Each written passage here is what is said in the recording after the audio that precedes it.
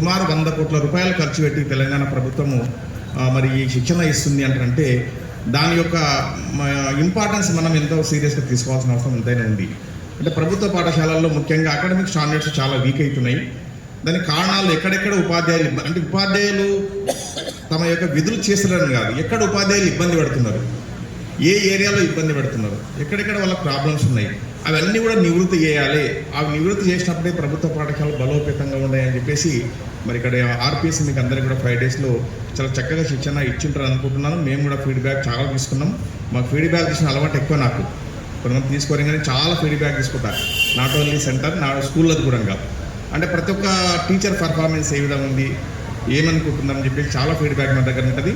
చాలా చక్కగా ట్రైనింగ్ ఇచ్చారు. మీకు ఇవ్వడము తీసుకున్నారు, బాగానే ఉంది.